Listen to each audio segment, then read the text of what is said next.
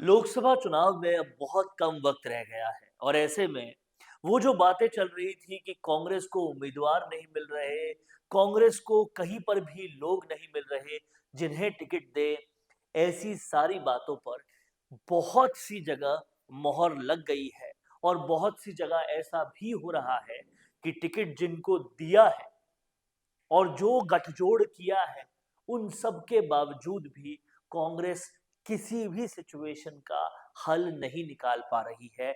आज इस वीडियो में हम ऐसी ही एक सिचुएशन और ऐसी ही एक लोकसभा सीट दौसा के बारे में बात करेंगे, जहां सचिन पायलट के ही दो समर्थक आपस में लड़ रहे हैं, भिड़ रहे हैं और ऐसे में नरेश मीणा जो कुछ अहम सवाल कर रहे हैं, उसे कांग्रेस की आलाकमान को भी सुनना चाहिए, उसे कांग्रेस की राजस्थान की लीडरशिप को भी सुनना चाहिए और उसे कांग्रेस की उस भेदभावी और फेवरेटिज्म वाली प्रणाली को भी सुनना चाहिए जो टिकट बांट रहे हैं, जो वो क्राइटेरियाज डिसाइड कर रहे हैं जिसके तहत ये टिकट बंट रही है।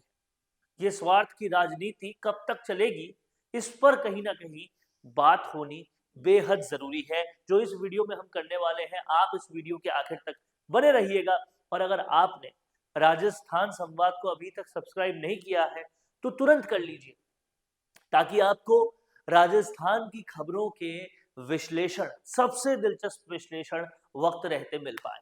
बात कर रहे हैं हम लोग कि नरेश मीणा के कांग्रेस ज्वाइन करने के बाद उन्होंने जो कांग्रेस से बड़े सवाल किए हैं इसके बारे में, और ये बात बेहद जरूरी है और समझने वाली है। तो नरेश मीणा ने कुछ बहुत अहम सवाल किए हैं। उन्होंने सबसे पहले ये पूछा है कि अगर प्रहलाद गुंजल को बीजेपी से कांग्रेस ज्वाइन करने के बाद टिकट मिल रहा है तो मुझे क्यों नहीं मिल रहा।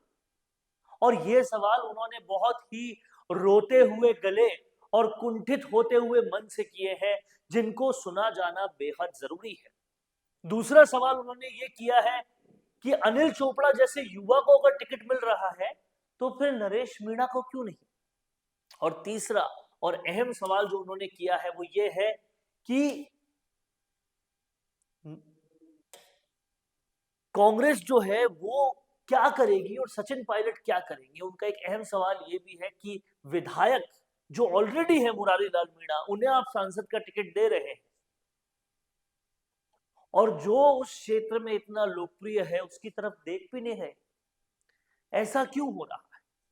सबसे पहले आप नरेश मीणा के अपने मुंह से और ऐसे मंच से ये बात सुनिए और देखिए उनके क्या इमोशंस, क्या एक्सप्रेशंस है इस चीज को बोलते हुए। और सामने जहां वो ये बोल रहे हैं मुरारी लाल मीणा भी बैठे हैं। ऐसे में सबसे बड़ा सवाल ये है कि नरेश मीणा जो इतने कुंठित मन से और इतने भरे गले से ये बात बोल रहे हैं, इसके बाद क्या सीधी सीधी किरोड़ी की राजनीतिक जीत हो रही है क्या। सबसे पहले सुनिए नरेश मीणा को। कि मैं चुनाव नहीं लड़ूंगा, मैं टिकट नहीं लूंगा, तो मैंने गलती मैंने टिकट मांग लिया कि मुझे टिकट दिलाओ। अरे मुरारी लाल जी, आपको तो फर्ज बनता, आपको तो चाहते कि आपके कोई बच्चे नहीं है। हम तो आपके बच्चे, हम तो गोलमल के बच्चे हैं, जिनका कोई बच्चा नहीं है उनका नरेश बच्चा है। आपको आगे बढ़ के सचिन पायलट से कहना चाहिए था कि ये बच्चा बहुत दिनों से टिकट मांग रहा है, इस बच्चे को टिकट दे दो, इस बच्चे को हम जिता कर लाएंगे। तो ये जनता भी मानती कि मुरारी लाल ने तो कम से कम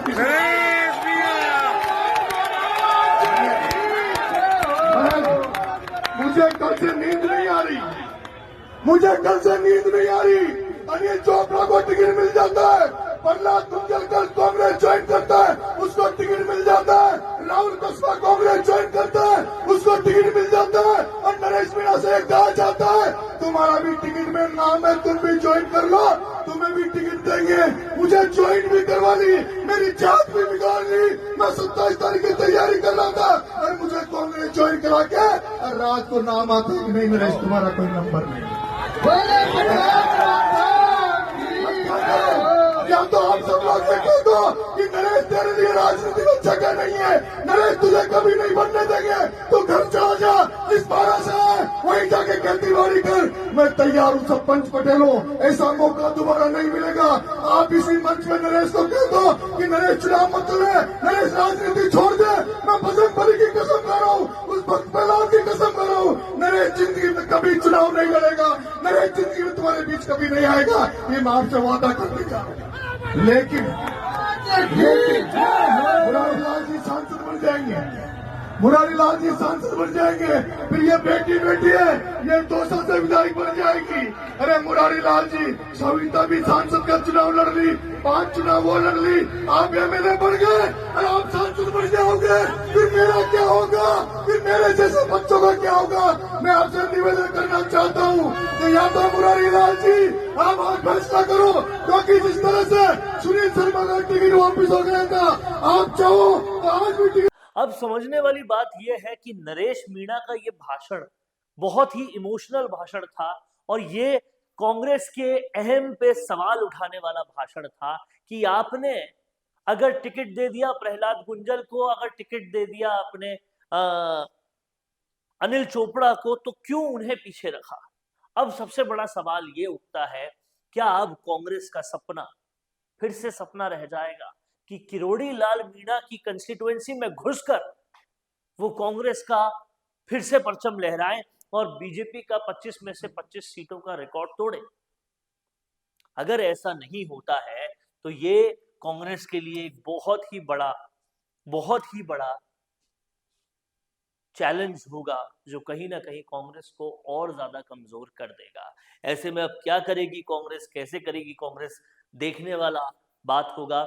लेकिन किरोड़ी लाल मीणा को कहीं ना कहीं एक सैद्धांतिक जीत यहाँ पर मिलती हुई दिखाई दे रही है। क्या सोचना है आपका, क्या कहना है आपका, और सचिन पायलट ऐसी सिचुएशन में क्या करेंगे अपने दोनों समर्थकों को मनाने के लिए, ये सब कुछ मुझे आप कमेंट करके बताइए और देखते रहिए राजस्थान संवाद। नमस्कार। कोरोना सोल्टेक क्वालिटी, डेडिकेशन और कस्टमर सेटिस्फेक्शन को प्रायोरिटी पर रखते हुए हर इंडस्ट्री की इलेक्ट्रिसिटी में कॉस्ट सेविंग कराने और उन्हें रिन्यूएबल एनर्जी की ताकत देने के लिए लगातार काम कर रहा है। क्योंकि कोरोना सोल्टेक में हमारा मानना है कि देश के रिसोर्सेज को सस्टेनेबल बनाने के लिए जरूरी है कि हम सबका उसमें बड़ा कंट्रीब्यूशन हो।